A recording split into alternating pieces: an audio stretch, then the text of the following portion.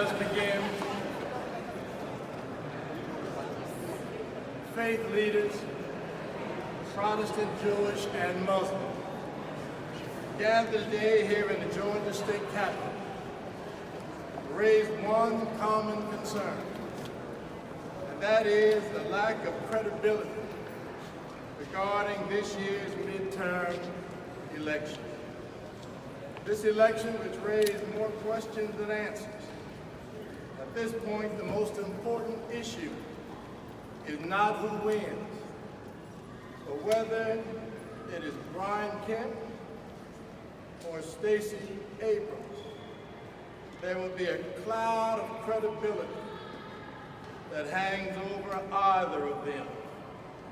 The problem of credibility began almost 5 months ago, in July, when Brian Kemp, the sitting Secretary of State, became the Republican nominee for governor.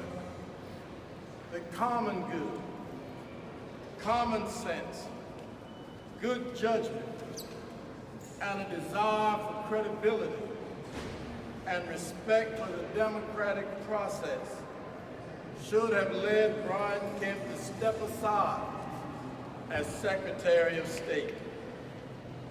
Former Georgia Secretary of State Kathy Cox recused herself, and Karen Handel stepped aside, but not Brian Kemp. Well, over the last 4 months, there has been nothing but controversy concerning this election, all created by Brian Kemp.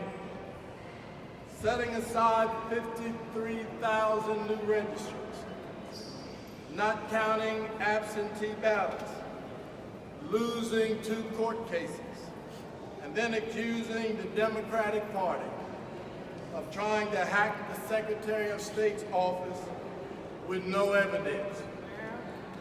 One thing after another played out across the nation, making Georgia look like a banana republic. Well.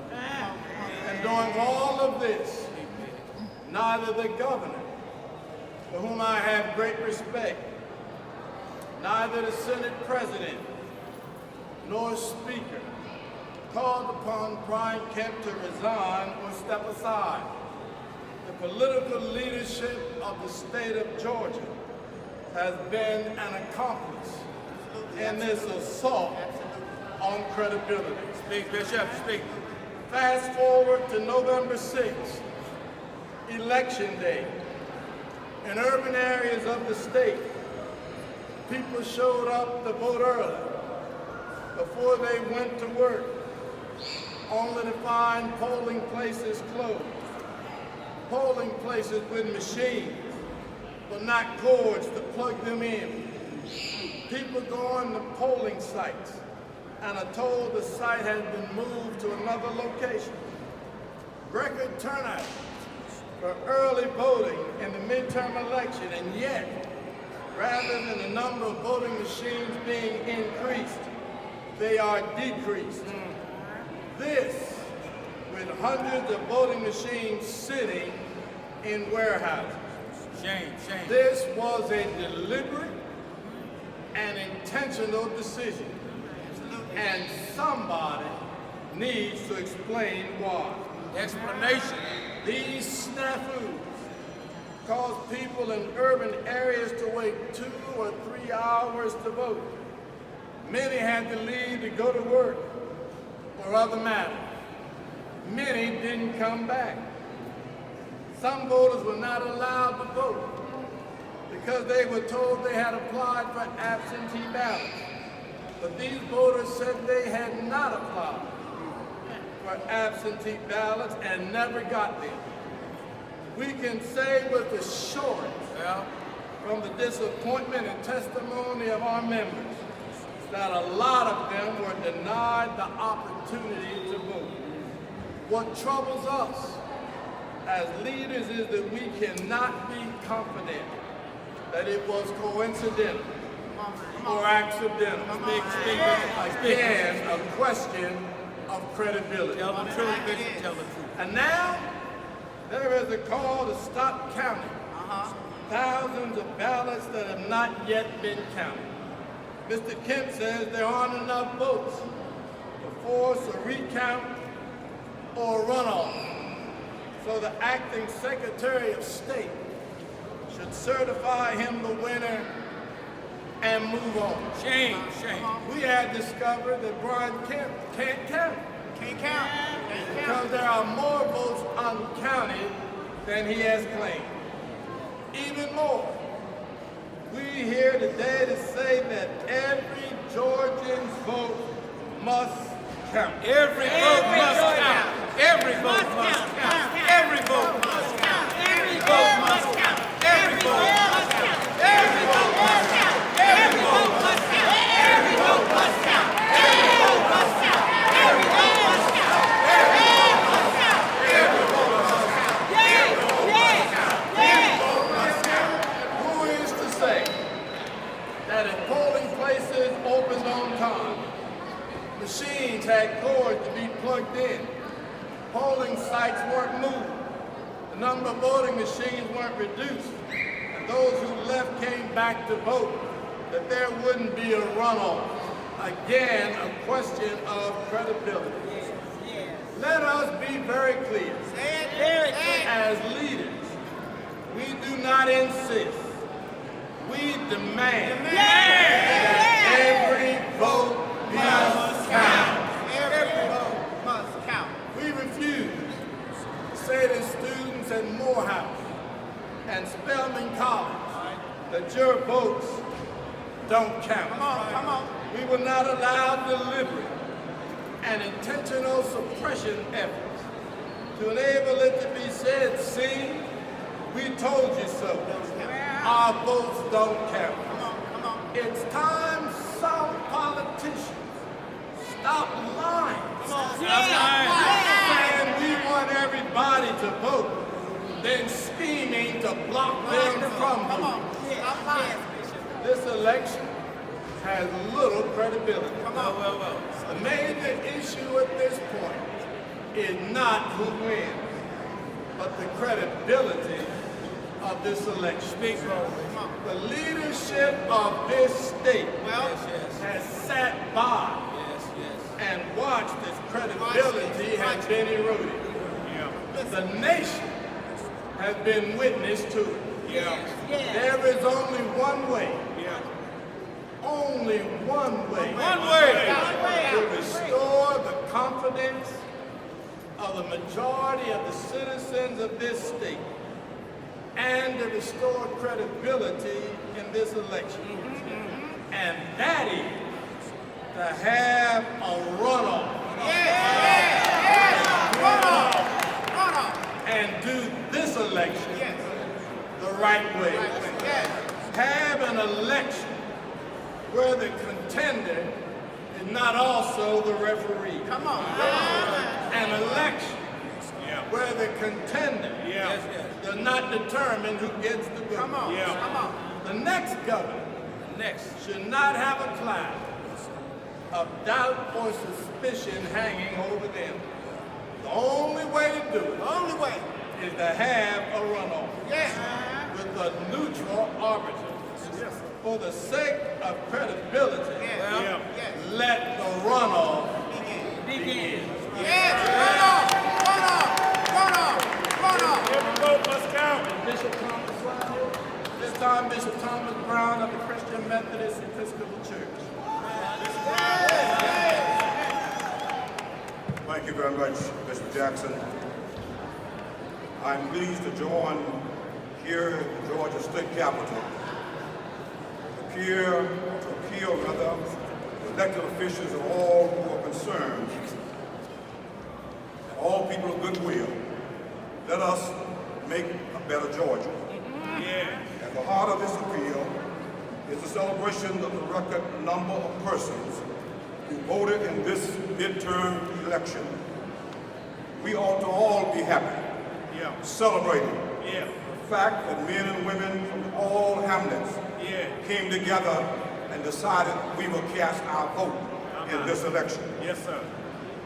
This ought to be a time when all Georgians are encouraged and hopeful about the future of Georgia. This is the time when we need to affirm without doubt the fundamental rights of every citizen of this state. Everybody needs to be counted. And in fact, the fact that Mr. Kemp did not set aside himself is more reason why, as my predecessor just said, we need to have a runoff. Runoff. Our appeal goes far beyond partisan politics. And our aim is to allow every vote to be counted. In fact, a better Georgia is dependent upon every vote being counted. A better Georgia requires that every voice be heard. A better Georgia demands that every vote, whether it was absentee or provincial, is counted. To refuse to count all the votes is to discount the sacrifices of our soldiers now and in the past who put their lives on the line for the freedom of others to vote in other countries. Thus our aim here is to ensure that this election is fair and just. Therefore, in the interest of fairness and justice, we call upon the voters, we call upon every vote to be counted. We are told that there are thousands of ballots that are yet to be counted. Let us count the votes. Count the votes. Absentee votes, count the votes. Provisional votes, count the votes. Count the votes. All the votes. So that the winners of this election will know that Georgia has truly spoken. Count the votes. So that those who were pioneers and paved the way for this day to come can even in their grave shout that their labors were not in vain. Count all the votes. So that no one can use the excuse that their vote does not count. Count all the votes. In order that young people now and in the future will be prepared and inspired to go to the polls and use their privileges to vote. Count all the votes. So that whatever the outcome is, we can all go home knowing that a fair and just election was here. And we can join James Russell Lowell in saying, truth forever on the scaffold, wrong forever on the throne. Yet that scaffold sways the future, and behind a dim unknown stands a God within the shadow keeping watch above his own. Count the votes. All the votes. Count the votes. Count the votes. All the votes. Count the votes. Count the votes. All the votes. All the votes. Count the votes. Count the votes. All the votes. All the votes. Count the votes. Count the votes. All the votes. All the votes. Count the votes. They are represented from the Muslim community here. Reverend Frank Brown, Social Action Chair for the Baptist.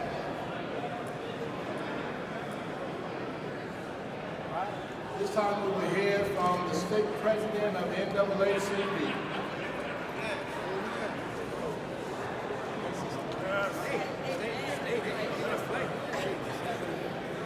Good morning, everyone.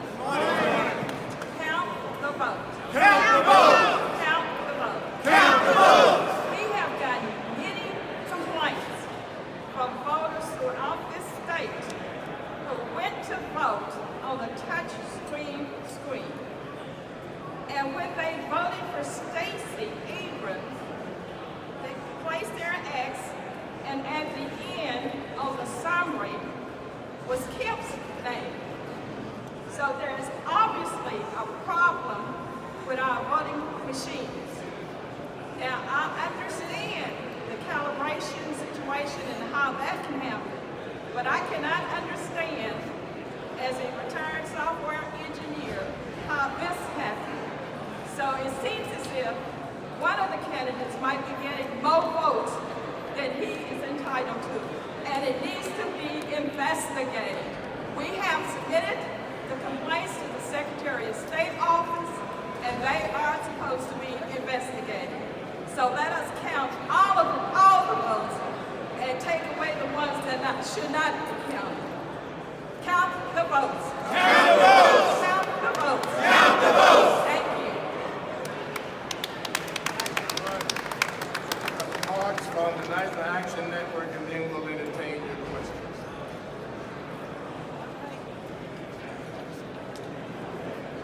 Good afternoon. Count the votes! Count the votes! Count the votes! Count the votes! Count the votes! Count the votes! This election has shown the best and the worst of Georgia. As we consistently try to do the right thing and make Georgia a state in which business and commerce are breaking down our doors to come here, they are watching from the outside in on what has unfolded here in Georgia.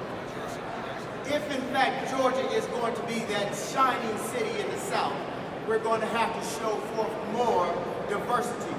We're going to have to show more integrity. We're going to have to show more fairness across the board. There are so many things that can be said today, but we will leave it with that and just say, count the votes! Count the votes! Count the votes! Count the votes!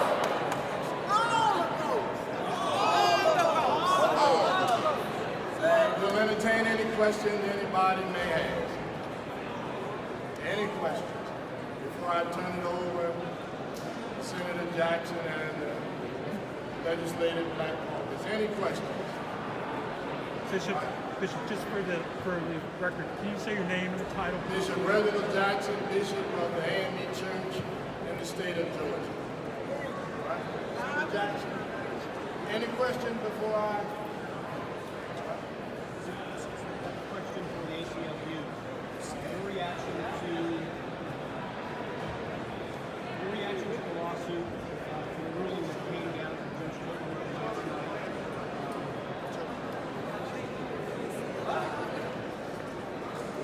Hi. The question was with respect to Judge Totenberg's ruling on the lawsuit. We think that this is it's an important step. We're frankly still trying to understand the implications of the lawsuit for all of the thousands and thousands of provisional votes that have not been properly counted. So we think we would have liked to have seen more time for counties to fulfill this critical responsibility of making sure every single vote that was cast is properly counted. Ma'am, your name? Andrea Young, Executive Director of the ACLU. Thank you. Any other questions?